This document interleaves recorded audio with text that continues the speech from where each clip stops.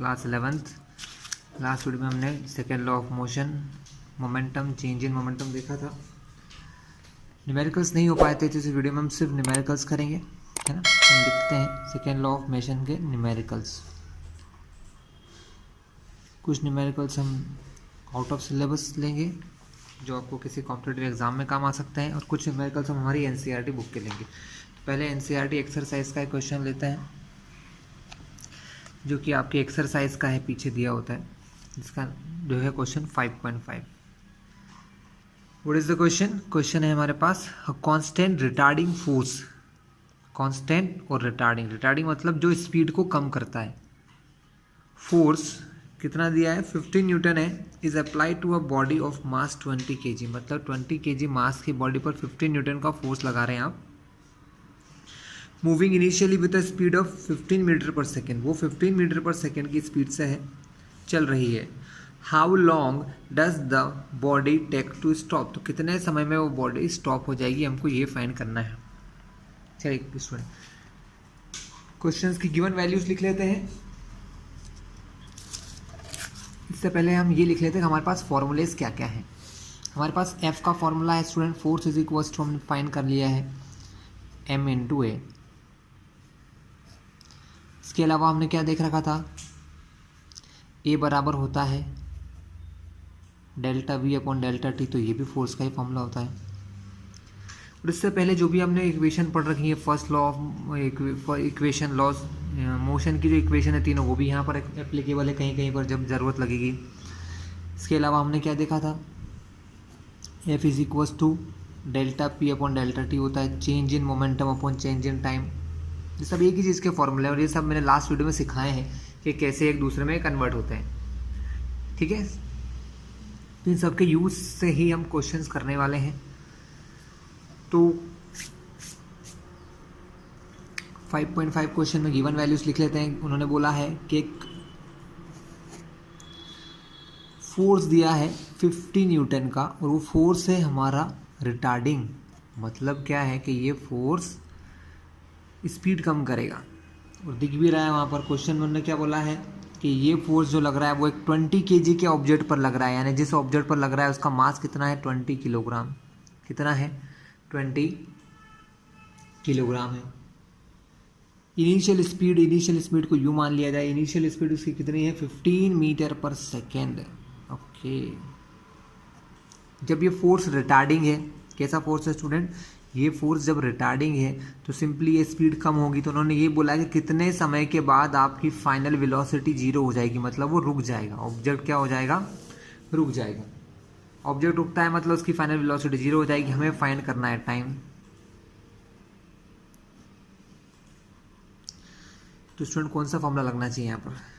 ये लगा देते हैं, है ना। कैसे? डेल्टा वी होता है change in velocity. Delta we क्या होता है? Change in velocity. और डेल्टा टी क्या है? डेल्टा टी हमारा टाइम है, और ये टाइम ही हमको निकालना है कितने टाइम के अंदर हमने ये काम किया है। एम की वैल्यू दे रखी है, तो सिंपल सा फॉर्मूला है। यहाँ एफ को -50 न्यूटन लेंगे। क्यों लेंगे? क्योंकि ये रिटार्डिंग फोर्स है। चाहे तो माइनस यहाँ भी लगा सकते हैं। ऐसा इसलिए स्टूडेंट ध्यान से समझिए, अगर ऑब्जेक्ट इस तरफ चल रहा है तो उसकी वेलोसिटी की डायरेक्शन यही होगी। ये जो फोर्स है ये रिटार्डिंग बोला है। रिटार्डिंग फोर्स कब लगेगा? जब इसकी डायरेक्शन इससे अपोजिट होगी। जब डायरेक्शन कैसी होगी? अपोजिट, तभी तो इसको रोक पाएगा। अगर ये फोर्स अगर वेलोसिटी की डायरेक्शन में ही होता, अगर ये फोर्स वेलोसिटी की डायरेक्शन में होता तो इसको और आगे लेके जाता, है ना, यानी स्पीड को बढ़ाता। इसलिए इसको हम -50 न्यूटन ले सकते हैं। m into delta we. Delta we क्या होता है? Change in velocity. तो m कितना दिया है? 20 kg। वेलोसिटी क्या होता है? चेंज इन वेलोसिटी को कहते हैं v minus you. Final minus initial, final थी 0, इनिशियल कितनी है? 15 अपॉन में टाइम फाइंड करना है। डेल्टा टी को यहाँ पर मैं टी भी लिख सकता हूँ, क्योंकि देखिए हर क्वेश्चन में हम अगर कुछ स्टार्टिंग का टाइम नहीं दिया तो स्टार्टिंग के टाइम को क्या लेते हैं? 0 लेते हैं। इसलिए सिर्फ टी ही हमको फाइंड करना है। ये 0 से तो 0 डायरेक्टली कैंसिल हो जाएगा, है ना। तो -5 ये t अपॉन में है, इधर जाएगा तो मल्टीप्लाई में, यहाँ पर 15 टू ज़ा 30, क्योंकि ये तो ज़ीरो ही है, इसका तो कुछ मीनिंग नहीं है। 15 टू ज़ा 30 प्लस माइनस माइनस, ये माइनस से माइनस को कैंसिल कर दीजिए। t की वैल्यू क्या आ जाएगी 30 अपॉन 5 से कट होगा 6 बार, तो 6 सेकेंड के अंदर ये सब काम हो जाएगा। ये हमको फाइंड करना था कितने समय में वो रुक जाएगा। Clear class. तो हमने कौन सा फॉर्मूला लगाया, हमने चेंज इन वेलोसिटी का लगाया, m delta v upon delta t। ठीक है, पहले ही हम देख चुके हैं, क्योंकि डेल्टा p का मतलब क्या होता है, चेंज इन मोमेंटम। मोमेंटम में चेंज कब होता है, जब वेलोसिटी चेंज होती है। तो सारे फॉर्मूलेज हम इसे डिस्कस कर चुके हैं पहले ही। चलिए इसके अलावा कुछ और क्वेश्चन देखते हैं। स्टूडेंट्स एनसीईआरटी का एक और क्वेश्चन है, इसी की just after 5.6, a constant force acting on a body of mass 3 kg changes its speed from 2 metre per second to 3.5। मतलब जो पहले इस स्पीड से चल रहा था 2 मीटर पर सेकेंड से, फिर उसकी स्पीड हो गई 3 मीटर पर सेकेंड, और वो फोर्स कितनी देर तक लगा, 25 सेकेंड तक अप्लाई किया। हमको डायरेक्शन ऑफ मोशन चेंज नहीं हुई है। The direction of the motion of the body remains unchanged, what is the magnitude and direction of the force. Student given values के बाद हमको सोचना होता है कि कौन सा फॉर्मूला अप्लाई किया जाए। वैल्यूज़ क्या गिवन है, m दिया है, वेलोसिटी में चेंज दिया है, और टाइम दिया है ना। हमको डायरेक्शन ऑफ मोशन चेंज नहीं हुई है, हमको सिर्फ मैग्नीट्यूड ऑफ फोर्स निकालना। बहुत ईजी सा क्वेश्चन है, आसानी से कर लेंगे।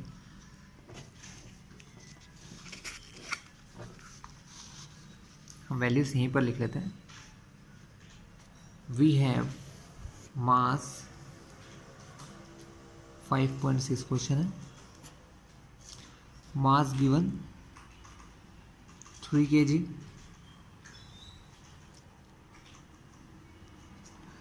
एंड इनिशियल वेलोसिटी u दे रखी है हमको 2 मीटर पर सेकेंड, 2.0 को 2 ही कर लीजिए आप। फाइनल वेलोसिटी v दे रखी है 3.5 मीटर पर सेकेंड, और हमको टाइम ड्यूरेशन यानी डेल्टा t दे रखा है कि ये जो सब काम हुआ है ये 25 सेकेंड में हुआ है। सेम क्वेश्चन स्टूडेंट इसके जैसा है, कुछ नया नहीं है, हमको वही करना है। हमको m की वैल्यू पता है, डेल्टा v मतलब वेलोसिटी में जो चेंज हो रहा है वही पता है। वेलोसिटी चेंज का मतलब क्या होता है कि पहले कितना था बाद में कितना हो गया।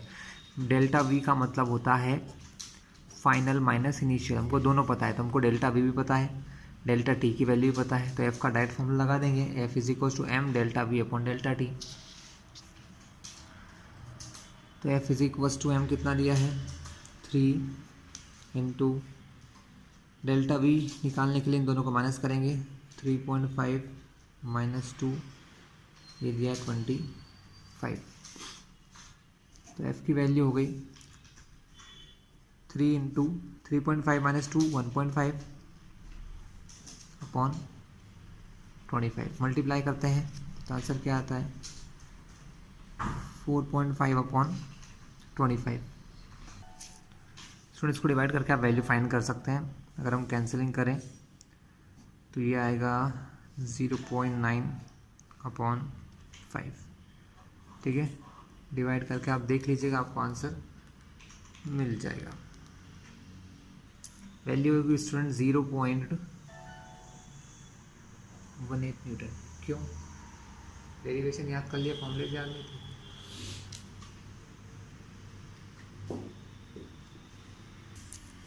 स्टूडेंट नेक्स्ट क्वेश्चन देखते हैं। सी के बाद है, जिसमें यहाँ वेक्टर का यूज़ होगा जो हमने पहले ही पढ़ रखा है। इन्होंने कहा एक बॉडी है 5 kg मास है, इसका body of mass 5 kg acted upon bye 2 perpendicular forces. क्योंकि हमने पहले ही पढ़ रखा है कि फोर्स कैसी क्वांटिटी है, फोर्स एक वेक्टर क्वांटिटी है ना। उस पर 2 परपेंडिकुलर फोर्स लग रहे हैं 8 न्यूटन और 6 न्यूटन का। तो हमको मैग्नीट्यूड और डायरेक्शन बताना है एक्सीलरेशन ऑफ द बॉडी, हमको एक्सीलरेशन की डायरेक्शन बताना है। यानी सीधी बात है, हमको पहले फोर्स की डायरेक्शन निकालना, वही डायरेक्शन हमारे एक्सीलरेशन की यहाँ पर हो जाएगी। बहुत सिंपल है स्टूडेंट, इसका डायग्राम बनाएंगे हम लोग और ये हमें आ जाएगा।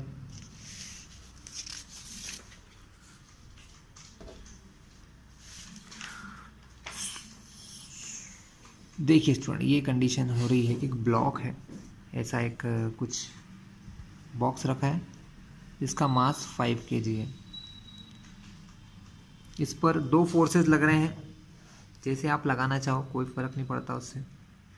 सपोज मैं 8 न्यूटन को इस तरफ लगा रहा हूँ तो 6 न्यूटन का फोर्स ऊपर की तरफ लग रहा है परपेंडिकुलर, नीचे भी लग सकता था, कोई फ़र्क नहीं है ना, हम जहाँ माने, क्योंकि उन्होंने बोला है कि 8 न्यूटन और 6 न्यूटन के 2 फोर्स इस पर लग रहे हैं और दोनों एक दूसरे से परपेंडिकुलर है, मतलब इन दोनों फोर्स के बीच में एंगल कितना होना चाहिए, 90 डिग्री, जो हमने बना दिया। अगर ये नीचे लगता तो भी 90 डिग्री होता। ठीक है, जब एक चीज़ पर 2 फोर्सेस लग रहे हैं मतलब हमको इनका रिजल्टेंट फोर्स निकालना पड़ेगा स्टूडेंट। रिजल्टेंट फोर्स किससे निकलेगा, वेक्टर लॉ से। वेक्टर लॉ ऑफ एडिशन में थोड़ा सा फिर से बता दूं आपको, मैंने पुराने वीडियोस में डाल रखा है। देखिए ये एक फोर्स है यहाँ पर, ये फोर्स को हम पैरेलली यहाँ ले जाएंगे तो वेक्टर लॉ ऑफ एडिशन से क्या होगा, फाइनल फोर्स हमारा इस डायरेक्शन में होगा। क्योंकि दोनों के बीच में 90 डिग्री एंगल बन रहा है तो रिजल्टेंट फोर्स निकालने का फॉर्मूला जो होता है ना, इन दोनों का जो रिजल्टेंट फोर्स निकालने का फॉर्मूला होता है वो होगा, वो इन दोनों के वेक्टर एडिशन पे डिपेंड करता है। मतलब मान लो कि ये फोर्स को F1 मानूं तो दोनों फोर्स को जब हम प्लस करते हैं वेक्टर ए तो वो ही इसका फाइनल आंसर होता है। लेकिन इसका फॉर्मूला होता है F1 square plus F2 square plus 2F1 F2 और साथ ही हम अप्लाई करते हैं कॉस थीटा, क्योंकि ये फॉर्मूला ही है, 2 वेक्टर को जब ऐड करते हैं तो उनका रिजल्टेंट निकालने का फॉर्मूला यही है। यहाँ पर कॉस की जगह अगर मैं 90 लगाऊंगा तो कॉस 90 जीरो होता है, तो ये पूरी टर्म हमारी क्या हो जाएगी स्टूडेंट, जीरो हो जाएगी, क्योंकि कॉस 90 की वैल्यू जीरो होती है। तो हमारे पास आंसर क्या आएगा कि जो फाइनल फोर्स आएगा वो इन दोनों का ये वाली वैल्यू होगी। ठीक है, तो हमको इससे फाइनल फोर्स मिल जाएगा और डायरेक्शन के लिए हम लोग फाइंड कर लेंगे एंगल।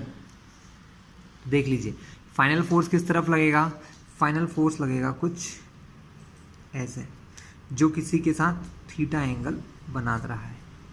ठीक है, वो या तो 8 न्यूटन के साथ थीटा एंगल बना रहा है ना। अगर मैं इसको इस तरफ लेता या इसको इस तरफ लेता तो वो उसके साथ एंगल बना लेता। हम इस थीटा की वैल्यू निकालना भी हमने सीखा हुआ है, हम दोनों चीज़ फाइंड कर लेंगे, क्योंकि क्वेश्चन में क्या बोला है कि रिजल्टेंट, मतलब आपको तो एक्सेलरेशन निकालना है, लेकिन एक्सेलरेशन तभी निकलेगा जब आपको फोर्स पता होगा। क्वेश्चन में गिवन वैल्यूज़ क्या क्या हैं चेक कर लेते हैं। क्वेश्चन में आपको दिया है, it is a question number 5.7 of your NCERT. Question हमको दिया है कि मास है 5 kg, ओके 5 kg का बॉक्स है ये।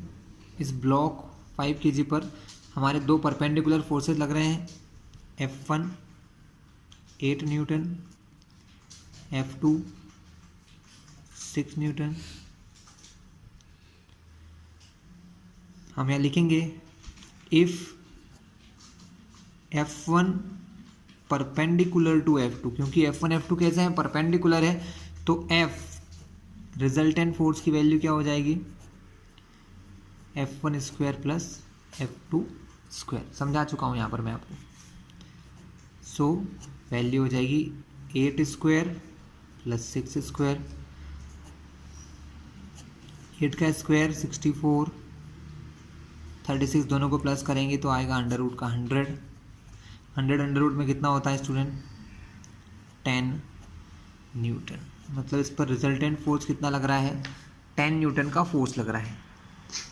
ठीक है, अगर 10 न्यूटन का फोर्स इस पर लग रहा है तो अब हमारे पास फॉर्मूला क्या होता है, हमें निकालना है एक्सीलरेशन। फॉर्मूला होता है फोर्स बराबर mass into acceleration, mass into acceleration. हमको फोर्स निकाल लिया हमने 10 न्यूटन, मास दिया है 5 kg, तो हमको एक्सेलरेशन की वैल्यू मिल जाएगी। यहाँ से हमको जो फाइंड करना है एक्सेलरेशन मिल जाएगा, 5 मल्टीप्लाई से डिवाइड में जाएगा तो 10/5 is equals to a, cancelling 2 तो a की वैल्यू आ गई 2 metre per second square. But अब क्या है, डायरेक्शन की बात करें तो डायरेक्शन के लिए हमको एंगल निकालना होता है स्टूडेंट कि वो किस एंगल पर जा रहा है। तो जो एंगल हमारे फोर्स का होगा वही एंगल हमारे एक्सीलरेशन का भी होगा, ये ध्यान रखिएगा, है ना, क्योंकि F = ma फॉर्मूले में ये दोनों ही वेक्टर होता है, फोर्स भी वेक्टर होता है और एक्सीलरेशन भी। तो जो डायरेक्शन फोर्स की सेम डायरेक्शन किसकी हो जाएगी यहाँ पर, एक्सीलरेशन की। अब फोर्स किस तरफ लग रहा है, देखिए फोर्स लग रहा है इस तरफ। अगर 6 न्यूटन को मैं यहाँ लिखूँ, देखिए ध्यान से, जैसा कि हमने पहले यहाँ किया था कि हम किसी भी वेक्टर को ऐसे पैरेलल कहीं पर भी ऐसे पैरेलल लिख सकते हैं। तो ये बेस हो गया 8 न्यूटन, 6 न्यूटन हो गया परपेंडिकुलर। अगर मैं यहाँ से tan थीटा निकालूँ स्टूडेंट, क्या निकालें हम, tan थीटा, तो हम फाइंड कर सकते हैं परपेंडिकुलर अपॉन बेस। तो हम लिखेंगे if theta is the angle made by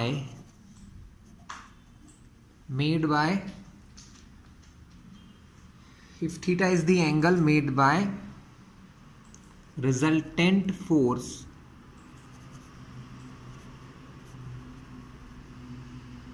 F with F1 है ना, हमने 8 न्यूटन को क्या माना है, 8 न्यूटन को F1 माना है। ये जो थीटा एंगल बन रहा है किसके साथ बन रहा है, ये इसके साथ बन रहा है, और ये हमारा रिजल्टेंट है। तो रिजल्टेंट फोर्स इस फोर्स के साथ कितना एंगल बना रहा है, थीटा। अब उसी tan थीटा की वैल्यू क्या होती है, perpendicular upon base. tan theta 6/8 हो जाएगा, कैंसिलिंग करें 2 से 3 बार 4 बार। एक्चुअली स्टूडेंट हमको थीटा निकालना है, तो थीटा निकालने के लिए tan को इस तरफ ले जाते हैं, तो ये बन जाता है tan इनवर्स 3/4। इसी टाइप से आपको आंसर दिए होते हैं। अगर आपके पास tan का टेबल होगा स्टूडेंट, क्योंकि tan 3/4 की वैल्यू डायरेक्ट नहीं निकाली जा सकती, अगर आपके पास tan की टेबल होती है, एग्जाम में दी रहती है, तो आप tan 3/4 की वैल्यू कैसे निकाल सकते हैं, आप 3 को 4 से डिवाइड करेंगे तो आपका आंसर आ जाएगा 0.75 समथिंग, जिसकी वैल्यू 10 के टेबल में से फाइंड की जा सकती है, जो मैंने पुराने वीडियोस में बताया हुआ है। ये थीटा था। tan क्या होता है, tan होता है परपेंडिकुलर अपॉन बेस। ये 6 इस थीटा के सामने जो है परपेंडिकुलर, इसलिए 6 को ऊपर लिया, बेस नीचे होता है, तो इसलिए मैंने इसको 6/8 लिया था। ये फिर समझा देता हूँ आपको, तो कन्फ्यूजन दूर हो जाएगा। ठीक है, कैंसिलिंग हो गए। tan थीटा बराबर 3/4 होता है स्टूडेंट। ठीक है, थीटा निकालने के लिए tan को शिफ्ट किया, ये सिर्फ एक लिखने के लिए। अगर करना हो ना स्टूडेंट, हमको थीटा निकालना है एक्चुअली में कितने डिग्री है, तो हमको ये वैल्यू को tan के टेबल में अप्लाई करना होता है। तो स्टूडेंट मैं आपको बताता हूँ, ये है नेचुरल टेंजेंट की एक टेबल। इस टाइप की टेबल्स में हम वैल्यूज़ चेक करते हैं कि 0.75 कहाँ आता है।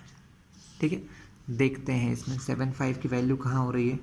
देखिए 73 है, ये 74 है, 74 है, ये 75 यहाँ आ रहा है लगभग, है ना।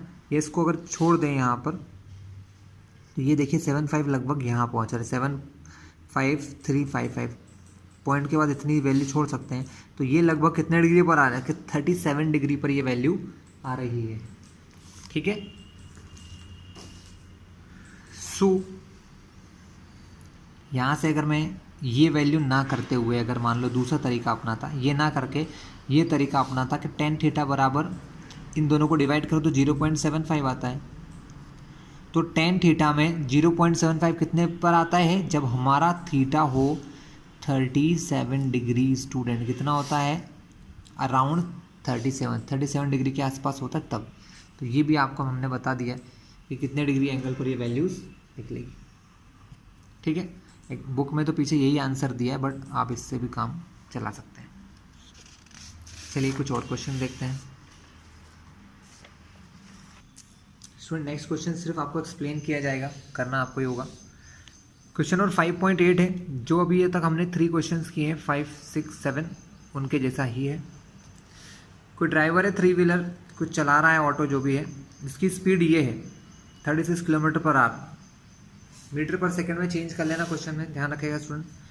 एक बच्चे को देखता है कि जो रोड के बीच में कहीं खड़ा हुआ है और वो व्हीकल में ब्रेक लगाता है और 4 सेकंड में वो गाड़ी उसकी रुक जाती है, 4 सेकंड में, यानी टाइम पता है आपको। शुरू में किस स्पीड से चल रहा था, 36 किलोमीटर पर आवर की स्पीड से। इसको मीटर पर सेकंड में चेंज कर लेना। जब गाड़ी रुक चुकी है, रेस्ट में आ गई है, तो फाइनल वेलोसिटी क्या हो जाएगी? फाइनल वेलोसिटी हमारी 0 हो जाएगी। What is the average retarding force? आपको यहाँ पर रिटार्डिंग फोर्स फाइंड करना है और हमको उस 3 व्हीलर यानी ऑटो की मास दिया है 400 kg का वो ऑटो है और 65 kg का उसमें ड्राइवर बैठा हुआ है, तो टोटल मास इन दोनों को प्लस करके आ जाएगा। स्टूडेंट बहुत इजी है, नहीं करवा रहे हैं, आपको ही करना होगा, है ना, क्योंकि एक क्वेश्चन आप भी करिए, 3 क्वेश्चन वैसे ही कर चुके हैं हम लोग। स्टूडेंट नेक्स्ट क्वेश्चन देखिए, सेम है, बस यहाँ पर डायरेक्शन थोड़ी सी अपवर्ड है। A rocket with a lift of mass 20,000 kg is blasted upward with an initial acceleration this.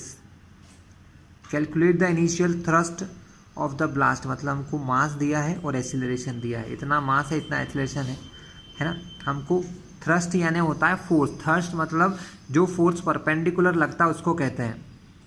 तो हमें यहाँ फोर्स निकालना है, तो मास इंटू एक्सीलरेशन से फोर्स आ जाएगा। स्टूडेंट कोई नया क्वेश्चन नहीं है, सेम है, आप लोग कर सकते हैं आसानी से। तो स्टूडेंट नेक्स्ट क्वेश्चन काफ़ी अच्छा है। 0.40 kg मूविंग, एक बॉडी है जिसका मास 0.40 kg है। वो initially constant speed 10 metre per second से चल रहा है नॉर्थ की डायरेक्शन में।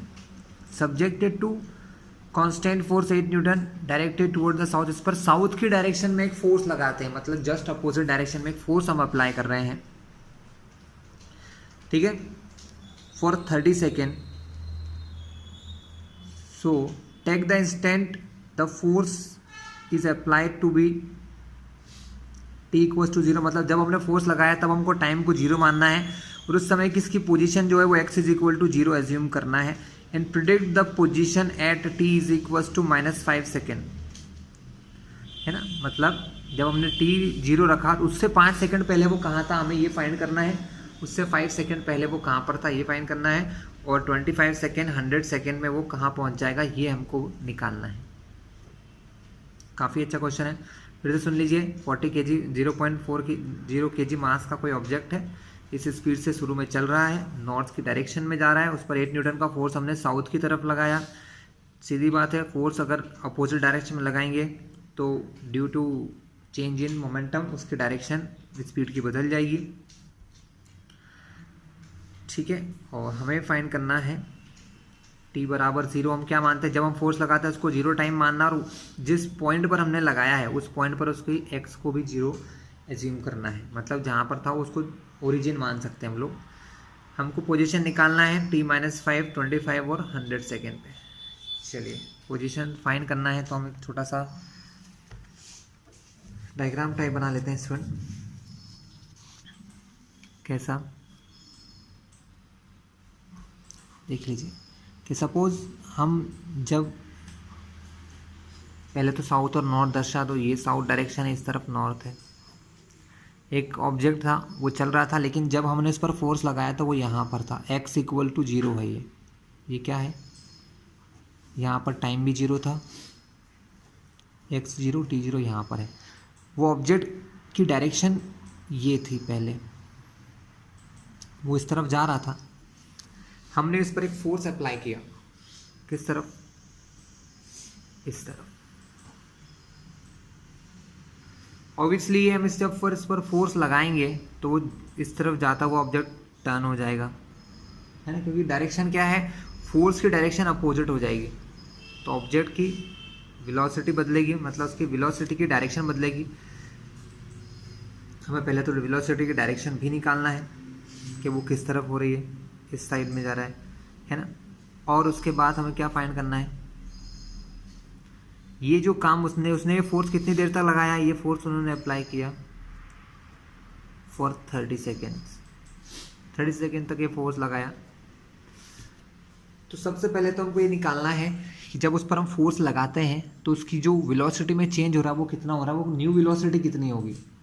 हमको फोर्स पता है, टाइम पता है ना, तो हम, और इनिशियल वेलोसिटी दे रखी है, इसकी इनिशियल वेलोसिटी कितनी है स्टूडेंट, इनिशियली इसकी जो वेलोसिटी है वो नॉर्थ की तरफ जा रही है, वो 10 मीटर पर सेकेंड है, लेकिन हम इस क्वेश्चन में ये देख रहे हैं कि बाद में वेलोसिटी साउथ हो जाएगी, क्योंकि हम इस पर फोर्स किस तरफ लगा रहे हैं, साउथ के डायरेक्शन में, इसलिए इसको हम पहली वाली वेलोसिटी को -10 मीटर पर सेकेंड मान रहे हैं।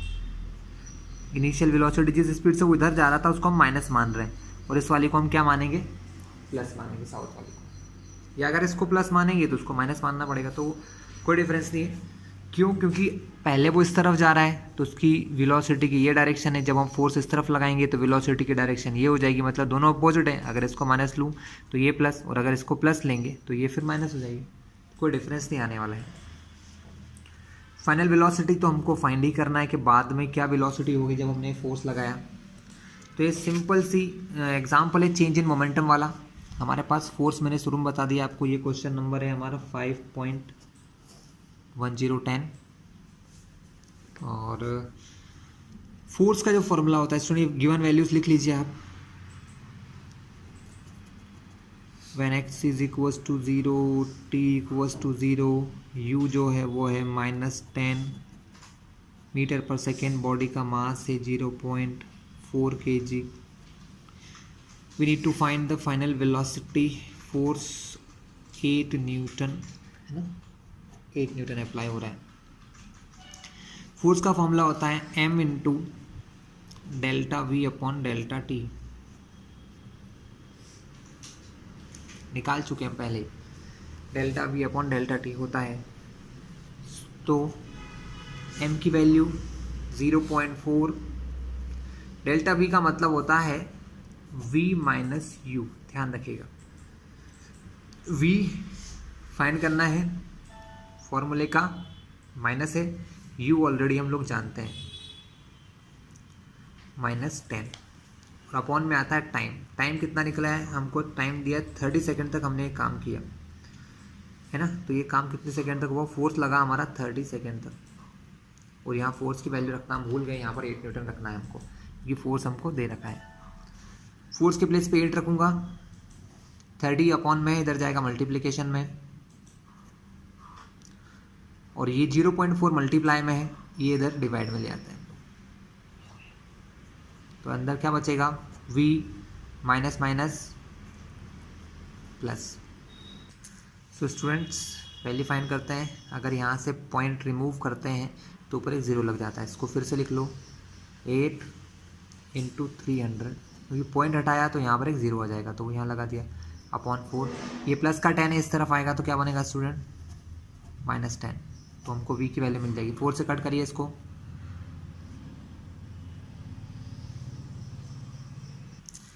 4 से करते हैं स्टूडेंट तो 2 आता है 300 इंटू 2 करेंगे तो 600, 600 माइनस 10 करते हैं तो फाइनल वेलोसिटी हमारी आ जाएगी 590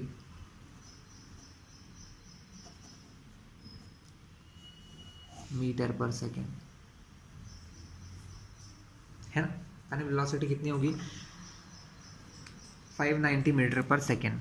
ये 30 सेकेंड के एंड की वेलोसिटी है, ध्यान रखना स्टूडेंट। कितने सेकेंड की वेलोसिटी है ये, जब आपका 30 सेकेंड कंप्लीट हो जाएगा तब ये वेलोसिटी उसको मिलेगी।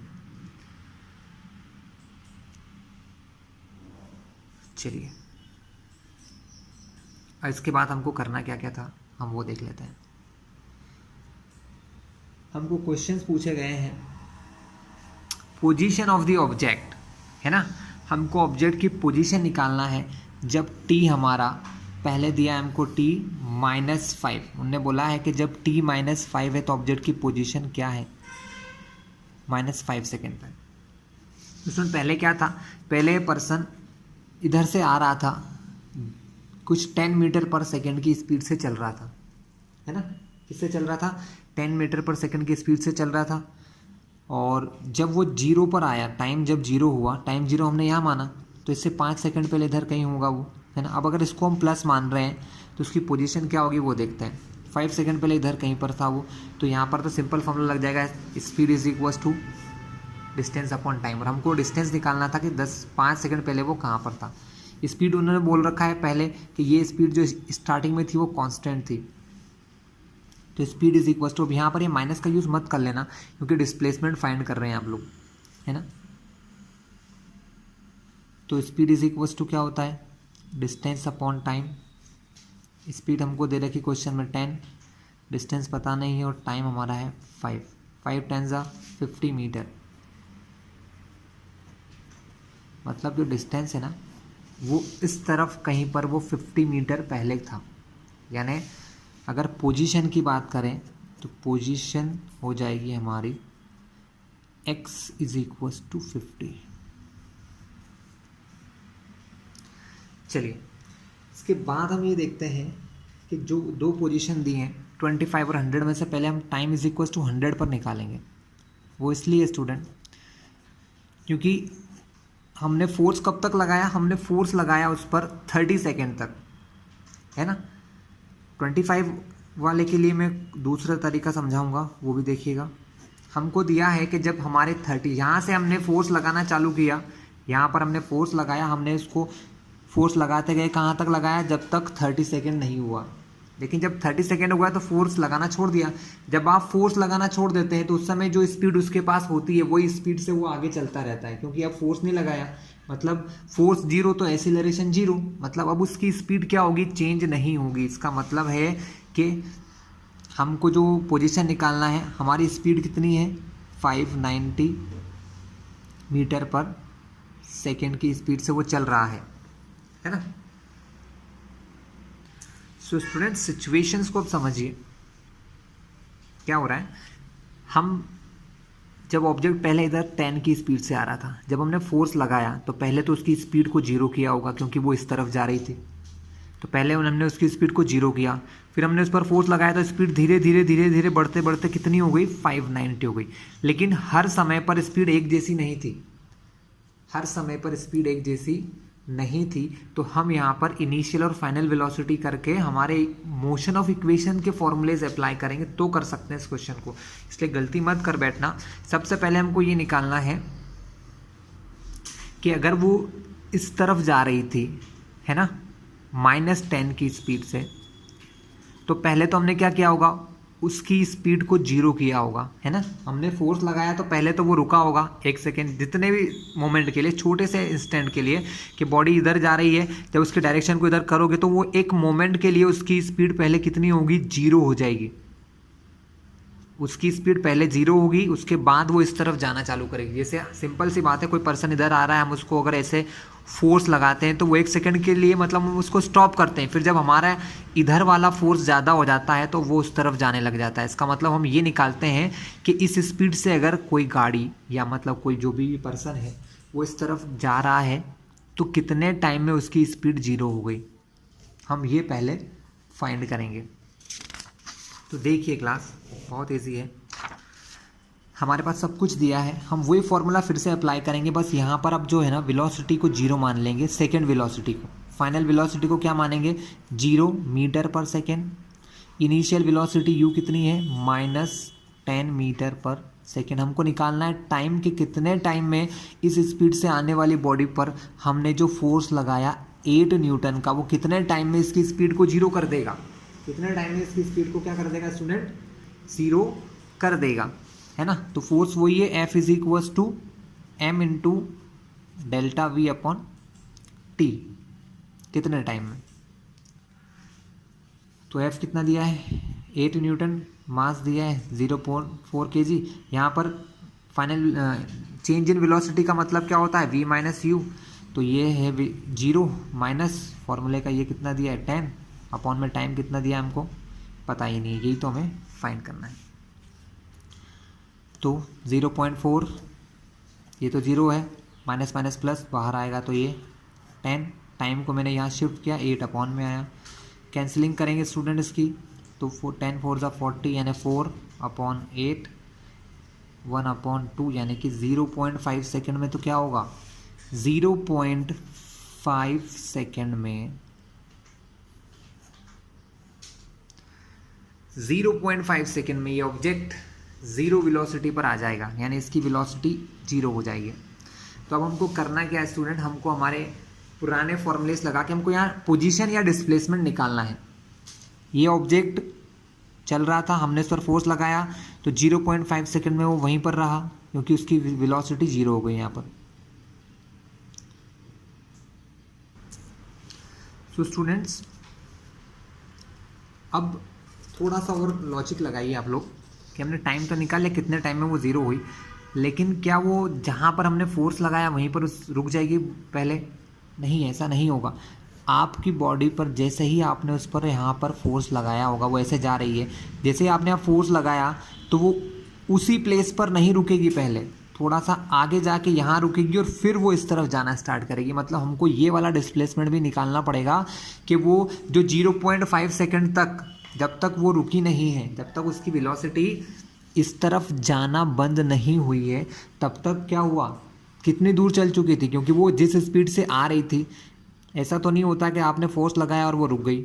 अगर ऐसा होता तो हमारा टाइम कितना निकलता, मतलब ये जो टाइम हमने 0.5 निकाला है ये हमारा 0.5 नहीं निकलता, 0 ही निकलता, क्योंकि हमने फोर्स लगाया, बॉडी रुक गई, लेकिन बॉडी 0.5 सेकेंड चली है। क्या करी है, बॉडी 0.5 सेकेंड तक चली है, ठीक है। तो कितनी दूर चली होगी या कितना उसने डिस्प्लेसमेंट हुआ होगा, ये हमको फाइंड करना है कि वो इस तरफ कितना आगे गई है, यहाँ पर कितना आगे गई है, ठीक है। तो हम क्या फाइंड करेंगे, डिस्प्लेसमेंट इन नॉर्थ डायरेक्शन हम फाइंड करना चाहते हैं, डिस्प्लेसमेंट इन नॉर्थ डायरेक्शन। तो हमको क्या अप्लाई करना पड़ेगा, ये वाला फॉर्मूला अप्लाई करना पड़ेगा, v² is equal to u² plus 2as, लेकिन हमको a की वैल्यू नहीं पता है तो हम फिर से यूज़ कर लेते हैं, लिखना पड़ेगा स्टूडेंट। क्या लिखेंगे हम लोग,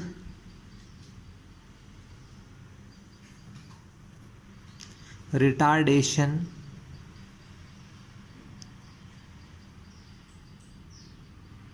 फॉर टाइम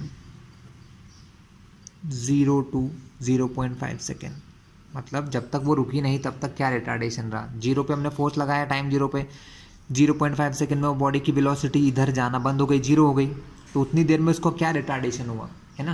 वो रिटार्डेशन करने के लिए हमको क्या चाहिए, हमने 8 न्यूटन का फोर्स लगाया, कितना फोर्स लगाया, 8 न्यूटन का, यही फॉर्मूला लगाएंगे F is equal to ma वाला।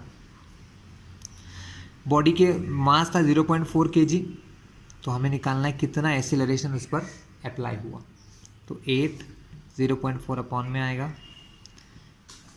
पॉइंट हटाएंगे तो यहाँ 0 20, तो उस पर अप्लाई हुआ एक्सीलरेशन 20 मीटर पर सेकेंड का, स्टूडेंट कितना अप्लाई हुआ, 20 मीटर पर सेकेंड स्क्वायर का एक्सेलरेशन लगा, है ना। अब हम निकाल सकते हैं कि वो नॉर्थ की डायरेक्शन में कितना दूर गई होगी। तो ये निकालने के लिए आप क्या कर सकते हैं स्टूडेंट, ये निकालने के लिए आप ये फॉर्मूला अप्लाई कर सकते हैं, क्योंकि फाइनल वेलोसिटी तो 0 हो गई, बॉडी जाके रुक गई, इनिशियल 10 मीटर से चल रही थी, आपको 2 और a की वैल्यू पता है, तो s निकल जाएगा कितना दूर जाके वो बॉडी रुकी होगी, ठीक है।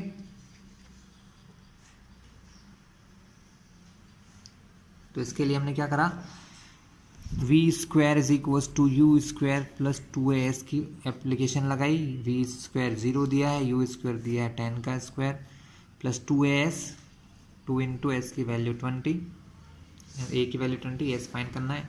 10 का स्क्वायर क्या होगा स्टूडेंट, 10 का स्क्वायर 100 होगा, प्लस से इधर आएगा तो बनेगा माइनस, और ये यहाँ होगा 22 × 40, 40 कहाँ आएगा, अपॉन में आएगा, तो s की वैल्यू कितनी आ जाएगी, s की वैल्यू आ जाएगी स्टूडेंट हमारी 2.5 मीटर, लेकिन माइनस का मतलब वो नॉर्थ की तरफ है, इसलिए माइनस 2.5 मीटर हो चुका है। तो अब हमको क्या करना है स्टूडेंट, हमें अब इस क्वेश्चन को ऐसे सॉल्व करना है कि टाइम t0 था उसको भूल जाइए, हमें अब क्या करना है कि हमको टाइम लेना है कि t.0.5 से उसने इस तरफ चलना चालू किया, टाइम 0.5 से उसने इस तरफ चलना चालू किया, और उस समय इसका जो डिस्प्लेसमेंट था वो था -2.5 मीटर, मतलब वो इस तरफ x के इधर -2.5 मीटर पे, और यहाँ से अब वो इस तरफ जाएगा, तब 25 सेकेंड और 100 सेकेंड के टाइम पर वो कहाँ पहुँचेगा, उसके कोऑर्डिनेट या पोजीशन हमको फाइंड करना है, ठीक है। हम एक न्यू पेज ले लेते हैं, हमने वैल्यूज फाइंड कर ली है कि जब उन्होंने साउथ की तरफ चलना चालू किया तब टाइम था 0.5, उस समय इसकी पोजीशन थी -2.5 मीटर, ठीक है।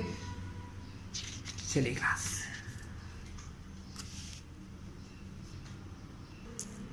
सो स्टूडेंट्स अब हमको डिस्प्लेसमेंट निकालना है, या पोजीशन के लिए क्या निकालेंगे, displacement so for T0 to T25, लेकिन हमने क्या समझाया दिया आपको समझने के लिए कि हम इसमें टाइम 25 नहीं ले सकते, क्योंकि 0.5 सेकंड तक तो उसका टाइम क्या हुआ, 0.5 सेकंड तक तो उसका टाइम लेफ्ट जाने में चला गया, यानी हम यहाँ पर टाइम जो कंसिडर करेंगे 24.5। आंसर सही आएगा स्टूडेंट। अगर 25 लेके चलते हैं तो कुछ और चीज़ें करना पड़ती हैं, है ना, कोई इश्यू नहीं है, हम इससे भी कर सकते हैं। S is equals to ut plus half A T square, second equation of motion से ये सॉल्व होगा। एस हमें डिस्प्लेसमेंट फाइंड करना है। इनिशियल वेलोसिटी क्या हुआ कि हमने क्या देखा कि जब टाइम 0.5 सेकंड के बाद पहले बॉडी इस तरफ जा रही थी, 0.5 सेकंड तक फोर्स लगाया, 0 हो गई, यहाँ से फिर इधर जाना उसने स्टार्ट किया, ठीक है। तो इनिशियल वेलोसिटी 0, टाइम की तो कोई ज़रूरत ही नहीं है। 1/2 एसेलरेशन दे रखा है क्वेश्चन में 20, क्योंकि एसेलरेशन चेंज नहीं होगा स्टूडेंट, वही रहेगा, बस डायरेक्शन बदल जाएगी। और टी स्क्वायर यानी 24.5 का स्क्वायर, 2 से कट किया 10 बार, इसकी वैल्यू आती है स्टूडेंट 10 इंटू 602, इसका जो स्क्वायर होगा वो ये होगा 600.25। 10 का मल्टीप्लाई करोगे तो एस की वैल्यू आ जाएगी, अभी मीटर में आएगी, ध्यान रखना। 10 का मल्टीप्लाई किया तो ये हो गया 6002.5 मीटर। लेकिन ये कहाँ से है, ये x इक्वल्स टू -2.5 से है, यानी जब वो 0 माना था अपन ने, x कहाँ माना था, x 0 माना था, उसके 2.5 मीटर इधर से चालू किया इसने, तो ये 2.5 इसमें से माइनस करेंगे तो पता चलेगी position of object. So final position when t is equal to 25 करने के लिए क्या करोगे स्टूडेंट, 6002.5 माइनस 2.5 मीटर करना पड़ेगा, तो फाइनल आंसर आ जाएगा 6000 मीटर, या जिसको कह सकते हो 6 किलोमीटर। ठीक क्लास। नेक्स्ट हमको टाइम बोला है 100 सेकेंड पर निकालिए,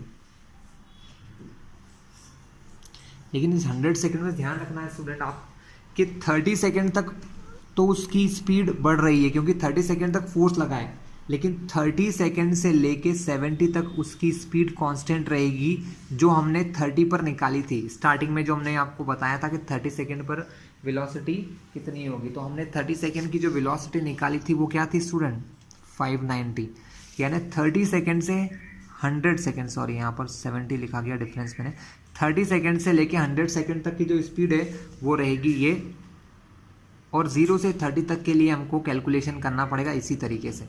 तो 100 सेकेंड का निकालने के लिए हम पहले डिस्प्लेसमेंट निकालेंगे 30 सेकेंड तक का। सो फिर से वही काम होगा, displacement till time is equal to 30 second, फिर 30 से 100 का अलग निकालेंगे, फिर दोनों को प्लस किया जाएगा।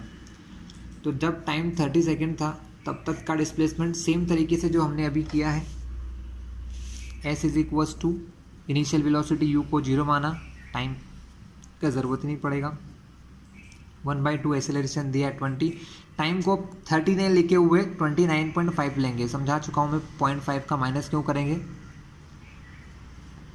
ठीक है। तो s की वैल्यू हो गई स्टूडेंट 2 से फिर 10 कट गया, हमको क्या करना है 29.5 का स्क्वायर करना है। तो स्टूडेंट वैल्यू कितनी आ रही है, 870.25 होता है, एक ज़ीरो है तो पॉइंट एक प्लेस शिफ्ट हो जाएगा, तो एस की वैल्यू आ जाएगी 8702.5। लेकिन ये वो डिस्प्लेसमेंट नहीं है जो हमें चाहिए, क्योंकि अभी भी ऑब्जेक्ट मैंने क्या समझाया था कि ऑब्जेक्ट 2.5 मीटर यहाँ था, तो ये 2.5 डिस्टेंस जो है हमको माइनस करना पड़ेगी। So final position when time is equal to 30 second, time जब 30 सेकेंड हो स्टूडेंट, ठीक है। तो उसमें से सिर्फ क्या करोगे आप, ये 2.5 माइनस कर दो, तो आपको वैल्यू कितनी मिल जाएगी, 8700 मीटर, ये हो गई 30 सेकेंड पर। और 30 से 100 तक आप नॉर्मल फॉर्मूला अप्लाई करोगे, 30 से 100 तक 0 एक्सीलरेशन है, वही फॉर्मूला लगाएंगे हम, s is equal to ut plus half A T square वाला, यहाँ पर एक्सीलरेशन 0 हो जाएगा 30 के बाद, क्योंकि फोर्स लगना बंद हो जाएगा। 30 तक फोर्स लगाया, फोर्स लगना बंद, तो एक्सीलरेशन 0, यानी ये टर्म को तो मैं लिखूंगा ही नहीं। और u, अब यहाँ पर u क्या होगा स्टूडेंट, यहाँ पर u 0 नहीं लेंगे। u मतलब कि जब अब हम बात कर रहे हैं कि 30 तक तो वो स्पीड होता गया 30 पर क्या हुआ, उसकी स्पीड वही थी जो लास्ट में थी, 590 हो गई। वो 590 स्पीड ना कम होगी ना ज़्यादा, क्योंकि फोर्स 0 है। तो 590 स्पीड से वो 100 सेकेंड तक चलेगा। तो यहाँ पर इनिशियल वेलोसिटी कितनी हो जाएगी, 590 हो जाएगी। तो अब हम यहाँ u को 590 लेंगे। टाइम कितना हो रहा है, 100 - 30, 70 सेकेंड तक वो इस स्पीड से चल रहा है। मल्टीप्लाई कर लीजिए स्टूडेंट, इजी है, 2 0 है यहाँ पर। 7 9 63, 7 5 35, 6 41, इतने मीटर। और ये डिस्टेंस कितनी थी, 8700, इसको भी प्लस कर लीजिए। तो फाइनली हमारा आंसर क्या आ जाएगा, 00, टोटल आ जाएगा 50,000 मीटर। 50,000 मीटर को किलोमीटर में करोगे तो आ जाएगा 50 किलोमीटर। यस, 50 किलोमीटर की स्पीड से, अब स्पीड नहीं सॉरी डिस्टेंस कवर कर लेगा वो। तो क्लास ये था, क्वेश्चन थोड़ा सा बड़ा हो गया है लेकिन शायद आप समझ गए होंगे। तो स्टूडेंट ये कुछ न्यूमेरिकल थे जो हमने एनसीईआरटी के बैक साइड के देखे हैं, पीछे की तरफ के। अब हम छोटा सा कॉन्सेप्ट और देख लेते हैं जिसको कहते हैं इम्पल्स। क्या कहते हैं स्टूडेंट, इम्पल्स कहा जाता है। और कुछ इंपॉर्टेंट पॉइंट्स भी बताऊंगा आपको मैं रिगार्डिंग द फोर्स। तो इम्पल्स क्या होगा,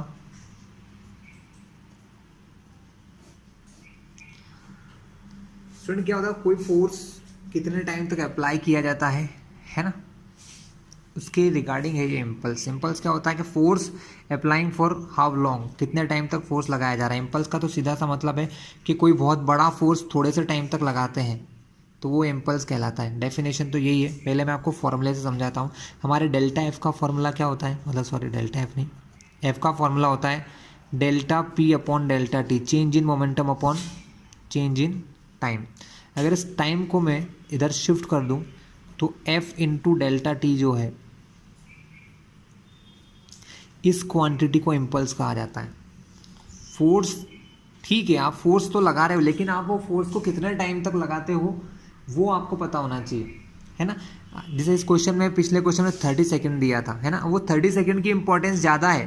फोर्स तो आपने 8 न्यूटन लगाया था, लेकिन वो 8 न्यूटन कितनी देर तक लगा रहेगा, जितने ज़्यादा टाइम तक वो फोर्स लगा रहेगा उतना ही ज़्यादा इम्पल्स होगा। इम्पल्स मतलब कि वो क्या इफेक्ट करता है।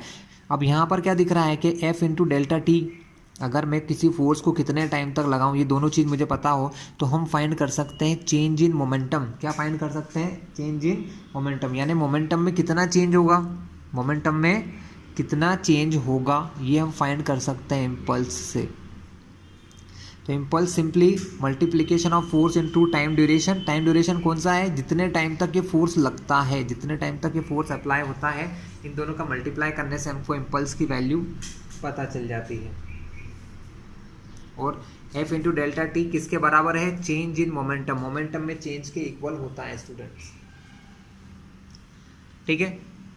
इम्पल्स की यूनिट क्या हो सकती है, इम्पल्स की यूनिट होगी फोर्स इंटू टाइम, यानी न्यूटन सेकेंड इसकी इम्पल्स की वैल्यू होती है, क्योंकि फोर्स इंटू डेल्टा टी को हम क्या मानते हैं, इसको, इस वैल्यू को हम कहते हैं इम्पल्स। तो फोर्स की न्यूटन, टाइम की सेकेंड, तो न्यूटन सेकेंड क्या हो गई, इम्पल्स की यूनिट हो गई है। तो इम्पल्स का फॉर्मूला क्या हो गया स्टूडेंट,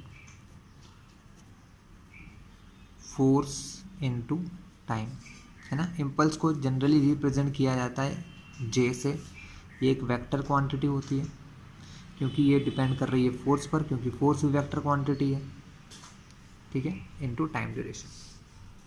यूनिट देख लिया आपने। इम्पल्स का क्या बेनिफिट है स्टूडेंट, ये समझिए। बेनिफिट ये है कि अगर किसी फोर्स को, कोई बहुत बड़ा फोर्स है ना, अगर उसके टाइम को थोड़ा सा एडजस्ट किया जाए तो उस फोर्स के इफेक्ट को थोड़ा सा कम किया जा सकता है।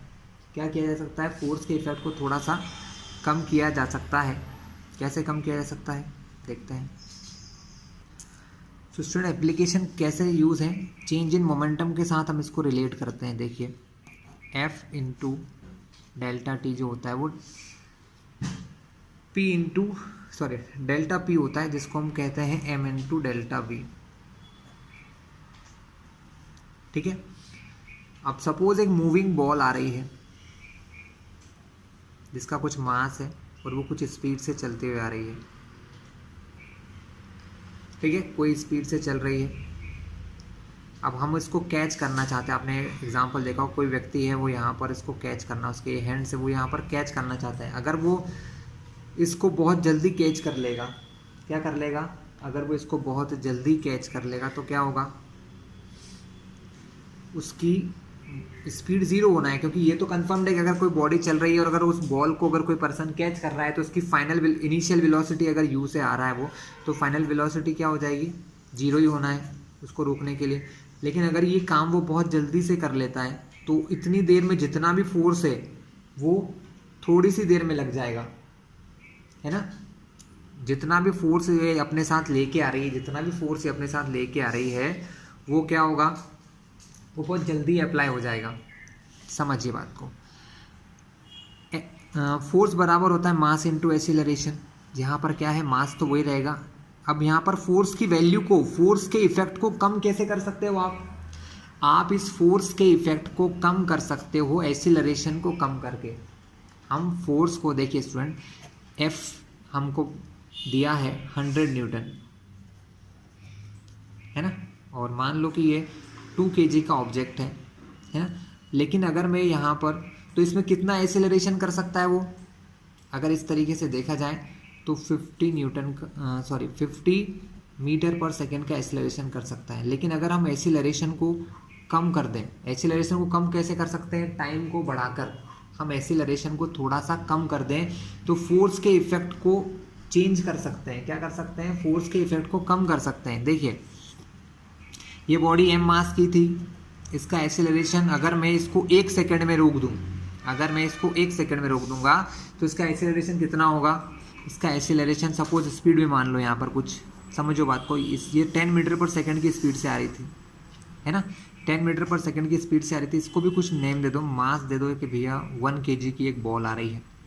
कितनी बॉल आ रही है, 1 kg की एक बॉल आ रही है 10 मीटर की पर सेकंड की स्पीड से, और मैंने उसको 1 सेकंड के अंदर ही रोक लिया तो क्या होगा, तो उसका एक्सेलरेशन कैसे निकालते हैं, एक्सेलरेशन होता है v minus U upon T, मतलब final velocity minus initial upon time. तो एक्सेलरेशन कितना हो जाएगा, final velocity 0, initial 10, time 1 second, यानी एक्सेलरेशन हो जाएगा उसका 10। अब फोर्स निकालने के लिए मास कितना है 1, एक्सेलरेशन 10, मतलब 10 न्यूटन का फोर्स मुझे 1 सेकेंड में लगाना पड़ेगा। या ये कह लो कि ये जो बॉडी है वो 10 न्यूटन के फोर्स से मेरे हाथ पर हिट करेगी। हमारे हैंड पर कितने फोर्स से हिट करेगी, 10 न्यूटन के फोर्स से हमारे हैंड पर हिट करेगी। लेकिन अगर हम ये टाइम बढ़ा दें, हम क्या करें, जैसे ही बॉल मेरे हाथ में आती मैं मेरा हाथ को पीछे खींचते जाता हूँ। मतलब आपने देखा होगा कि कोई क्रिकेटर कैसे कैच लेता है, वो अपने हैंड को पीछे की तरफ खींचता है। क्यों खींचता है, कि उससे वो टाइम बढ़ा सके। अब अगर सपोज यही काम मैं 10 सेकंड में करता हूँ, कि मैं उस बॉडी को 10 सेकंड के अंदर रोकता हूँ, कितने सेकंड में रोकता हूँ, उस पर एक रिपल्सिव फोर्स लगाता हूँ सामने से और उस बॉडी को 10 सेकंड के अंदर रोकता हूँ, तब मेरा एक्सेलरेशन क्या हो जाएगा, एक्सेलरेशन ये होगा कि बॉडी तो उसी स्पीड से आ रही थी 10 से, है ना, यानी v माइनस यू का आंसर तो यहाँ 10 ही आएगा। लेकिन अब मैंने क्या किया, उसको 10 सेकंड में रोका तो मैंने उसके एक्सेलरेशन को धीरे धीरे कम किया, तो वो कितना हो गया, एक्सेलरेशन उसमें हो गया 1 मीटर पर सेकेंड स्क्वायर। अब यहाँ से अगर मैं फोर्स निकालूं तो क्या होगा, मास 1, एक्सेलरेशन v1, यानी कि 1 न्यूटन का फोर्स लगेगा 10 सेकंड तक। लेकिन वो जो 10 न्यूटन लगना कितना था, लगना तो 10 न्यूटन ही था, लेकिन मैंने इसके टाइम को बढ़ाकर उसको छोटा कर लिया। अगर मैं सपोज पहले मेरे ऊपर 10 न्यूटन के फोर्स से बॉल टकरा रही थी तो ज़्यादा दर्द होता हमको, लेकिन अब उस न्यूटन को हमने फोर्स को 10 से 1 कर लिया, यानी उसके फोर्स को कितना गुना कम कर दिया, उसके फोर्स को 10 टाइम कम कर दिया, जिससे क्या हो गया, हमको उसका इफेक्ट कम फील हुआ। तो यही इम्पल्स का बेनिफिट है कि हम टाइम को बढ़ाकर फोर्स के इफेक्ट को कम कर सकते हैं। जैसे कई सारे एग्जांपल्स में मैं आपको दिखा देता हूँ। जैसे कि क्रिकेटर क्या करता है, अपने हाथ को पीछे क्यों खींचता है, क्योंकि जिससे कि वो टाइम बढ़ा सके। बाय लोवरिंग हिज हैंड, मतलब a cricket player lower his hands while catching cricket ball, जब वो क्रिकेट बॉल को कैच करता है तो अपने हाथ पीछे खींचता है, जिससे क्या होता है, टाइम बढ़ने से स्टूडेंट मैंने क्या बताया, टाइम जब हम बढ़ाते हैं तो इसका इफेक्ट कम हो जाता है, फोर्स का इफेक्ट कम हो जाता है और उस पर्सन को हर्ट नहीं होगा। अगर 10 न्यूटन का फोर्स 1 सेकेंड में लग गया है तो ज़्यादा दर्द होगा, लेकिन वही 10 न्यूटन के फोर्स को हम अगर 1 सेकेंड के 10 हिस्सों में बांट दें तो फोर्स होगा उतना ही, लेकिन एक साथ नहीं लगेगा, 10 सेकेंड तक लगेगा, जिससे कि थोड़ा सा उसको पेन या हर्ट कम होगा। In the circus the artist jump on the thick cushions और नेट, बिल्कुल सही है। हमने देखा होगा कि आर्टिस्ट ऊपर से नीचे जंप करते हैं तो या तो वो स्प्रिंग के ऊपर, मतलब ऐसे जालियाँ लगी होती हैं जिन पर कूदते हैं, या ऐसे कुशन लगे होते हैं, इन कुशंस के ऊपर से जंप करता है कोई पर्सन। तो स्टूडेंट जब वो ऊपर से नीचे आएगा तो उसके अंदर ड्यू टू ग्रेविटी एक वेलोसिटी होगी, क्या होगी, ड्यू टू ग्रेविटी एक वेलोसिटी होगी, लेकिन जब वो इस पर टकराएगा, अगर मान लो ये ज़मीन होगी तो एक ही सेकंड में जितना फोर्स लगना है वो उसके पैरों पर लग जाएगा और उसके पैर में हर्ट हो सकता है। लेकिन अगर ये लगने वाले फोर्स का टाइम हम बढ़ा देंगे, अगर ये जो फोर्स है अगर वो ज़्यादा टाइम तक लगे, 10 सेकेंड 5 सेकेंड, तो उसमें क्या होगा, पर सेकेंड में फोर्स डिवाइड हो जाएगा, जिससे उसको हर्ट नहीं होगा। ठीक है, एग्जाम्पल के तौर पे वही केस मान लो, कभी हम आ रहे थे, हम 10 न्यूटन का फोर्स अगर हमारे पैर पर 1 सेकेंड में लग जाए तो ज़्यादा हर्ट होगा, लेकिन ये 10 सेकेंड, ये टाइम जो 10 न्यूटन का फोर्स है इसको हमने 10 पार्ट में डिवाइड कर लिया, 10 छोटे छोटे हिस्सों में, क्योंकि 10 सेकेंड तक ये इधर चलता रहा, 10 सेकेंड बाद जाके, क्योंकि कुशन था, कुशन में पैर उसका चलता गया और वो 10 सेकेंड बाद रुका, तो हर सेकेंड उस पर कितना फोर्स लगेगा, 1 न्यूटन, जिससे कि उसके पैर को हर्ट नहीं होता है। तो टाइम बढ़ाकर हम क्या कर सकते हैं स्टूडेंट, फोर्स के इफेक्ट को रिड्यूस कर सकते हैं। क्या कर सकते हैं, फोर्स के इफेक्ट को आप रिड्यूस कर सकते हैं। सेम एग्जांपल यहाँ दिया, वही तरीके का एग्जांपल है। One is hurt less if he jumps for a certain height on sand, अगर हम रेत के ऊपर कूदते हैं तो हमें नहीं लगती है, लेकिन अगर हम किसी पक्के फर्श के ऊपर कूदते हैं तो हमें लगती है। कारण सिर्फ ऐसा है कि फर्श क्या करता है, फर्श पे आप जैसे ही कूदोगे हार्ड फर्श पर तो आप 1 सेकंड में ही आपकी स्पीड 0 हो जाएगी, लेकिन जब आप रेत में कूदते हैं तो आपका पाँव जो है वो धंसता चला जाता है रेत में, जो टाइम बढ़ा देता है। टाइम बढ़ने से आपको हर्ट नहीं होता है। ठीक है, ऐसे बहुत सारे एग्जाम्पल स्टूडेंट्स। ऑटोमोबाइल जिन गाड़ियों में हम बैठते हैं उनमें सस्पेंशन लगा होता है। सस्पेंशन मतलब स्प्रिंग्स लगे होते हैं। क्या लगे होते हैं, ऑटोमोबाइल्स में स्प्रिंग्स होते हैं स्टूडेंट। स्प्रिंग क्या करते हैं, स्प्रिंग जैसे ही आप किसी गड्ढे में मान लो गिरता है कोई व्यक्ति, अगर कोई हम किसी गड्ढे में गिरते हैं तो जितना भी फोर्स है वो हमको 1 सेकेंड में लग जाएगा, जिससे कि हमारी कमर में या हमारी बॉडी में कुछ पेन हो सकता है। लेकिन ऐसे गाड़ियों में से स्प्रिंग लगे होते हैं, जिससे क्या होगा, जैसे ही इस गाड़ी पर फोर्स लगता है किसी गड्ढे में गिरने पर तो ये स्प्रिंग ऐसे पहले चिपकते हैं, है ना।